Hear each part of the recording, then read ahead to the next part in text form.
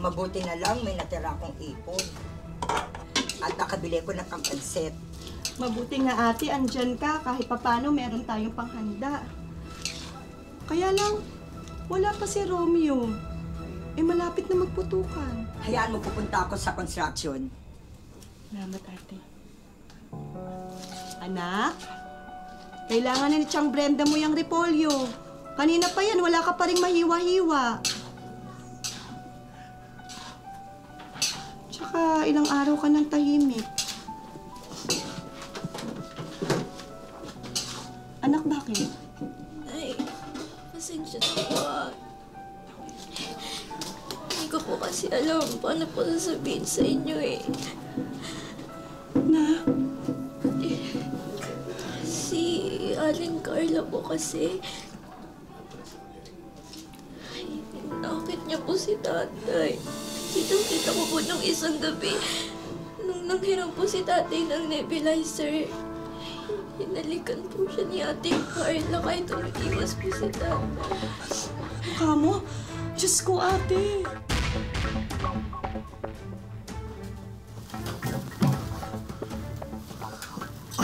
Nagawa ko dito.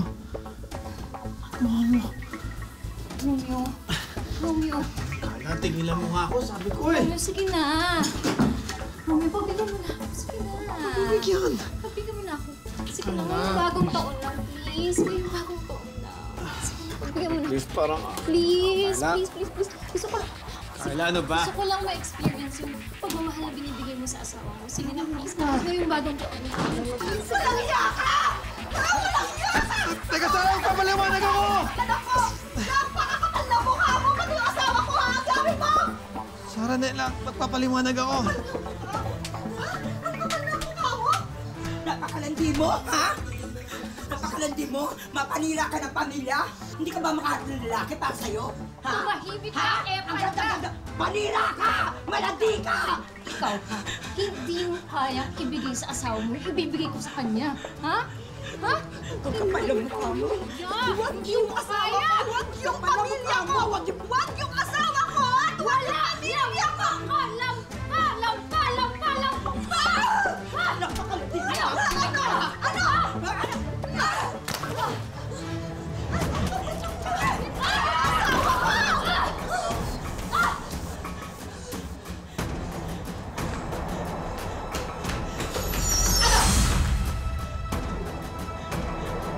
Nandahil sa laki, papatay ka? Sabihin ko ba? Ha? Tama na yan. Huwag mong gagawin yan. Subukan mong magsalita. Ha? Subukan mong lumapit. Dahil Kaya, yung nebulizer. Pairam, please. yung nebulizer, ngayon, hehelaminin niyo yung nebulizer? Pagkatapos niyo akong saktan sa sarili kong pamamahay, wala akong pakialam kung mamatay ang asawa mo! Yung nebulizer, parang awa mo na. Nakikiusap naman ako sa iyo, nagpapakumbaba. Tayo ba magkakamatayan dito o aalis kayong lahat? Ha? Alas! Umalis kayo sa pamamahay ko. Tara na, sobrang natin. Tagal! Sobrang natin. Sandali lang.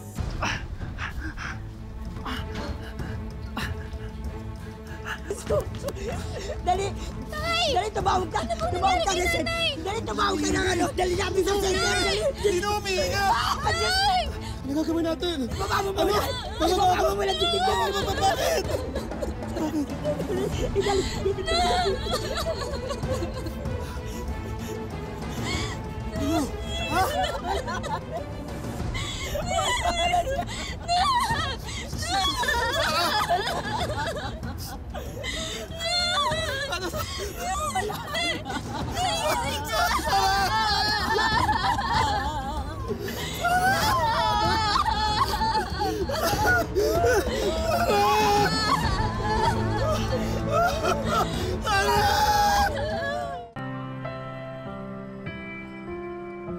Iwan na po talaga tayo ng nanay. Nay! Ba't yun naman po umiiwan, Nay? Bakit ngayon pa po kung kailan dapat tayo pinakamasaya, Nay? Hindi ko yata mapapatawad yung sarili ko. Kaya naging dahilan kung bakit nawala na maaga ang nanay mo.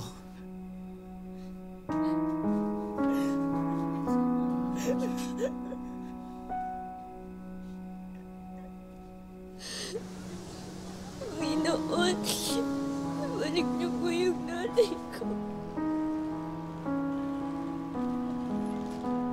Okay lang po na mahirap po kami. Okay lang po kahit wala po kaming handa ng Pasko o ng bagong taon. Basta balik niyo po yung nanay ko.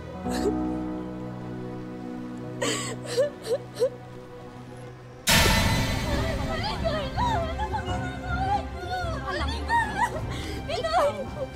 tuturuan kita ng leksyon, ha?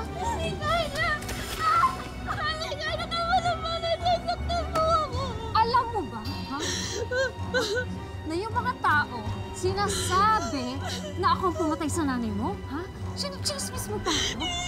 Ang hindi nila alam, ikaw ang pumatay sa nanay mo, ha? Ikaw! Kaya tuturuan kita ngayon ng leksyon! Hoy, Carla! Carla! Anong ginagawa mo? Bata lang yan. Ano bang magiging laban sa'yo? Bakit ko ba nakikialam, ha? Naku, isusumbong kita sa ginagawa mo. Walang iya ka talaga! Romeo! Romeo! Romeo! Yung anak mo si Elsa, binugbog ni Carla doon sa may kapilya! Elsa! Elsa! Sarah, buhay! Nabuhay! Mga kapitbahay! Romeo! Binubugbog daw yung anak mo si Elsa! Binubugbog daw! Halika, puntahan natin! Sarah! Sarah! Para magtanda ka! Ano? Sinong magtatanggol sa'yo? Sino? Wala akong magtatanggol sa'yo. Tandaan mo yan, ha? Tandaan mo yan! Ha? Hayop ka! Hayop ka! Hayop ka! Ano ginagawa mo sa anak ko? Hayop ka!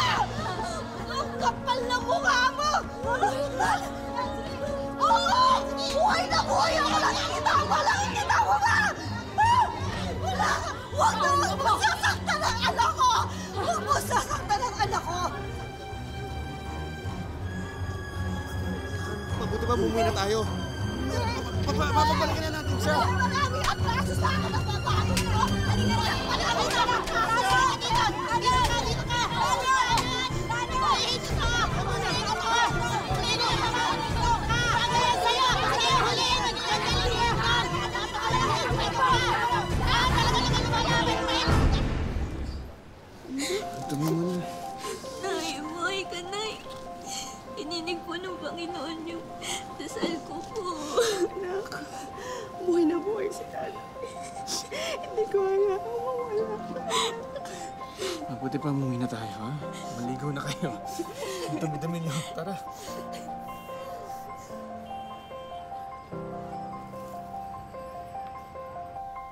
Tungkol kay Ma'am Sarah, lahat ng test niya normal. Pwede ko na siya ipauwi.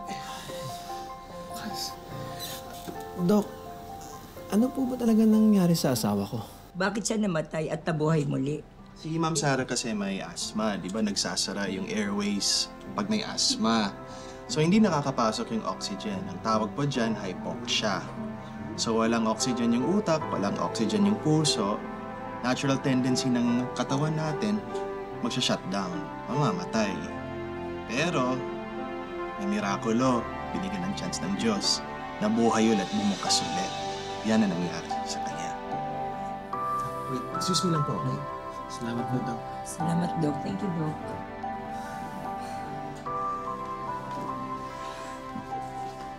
Nay, para po sa akin, Diyos po ang gumawa ng paraan. Hiniling ko po talaga na ibalik niyo po kayo sa amin eh. Akala ko po talaga, iniwan niyo na po kami ni. Buti na lang po, bumalik po kayo. Hindi kita iiwan, anak. Naniniwala ako sa sinabi ng doktor. Pero tama ka. Diyos ang dahilan kaya ako bumalik dito. Dahil kailangan ko pa kayong makasama. ikaw, ang tatay mo, at ang tiyang Brenda mo. Mahal na mahal kita. Mahal na mahal din kita.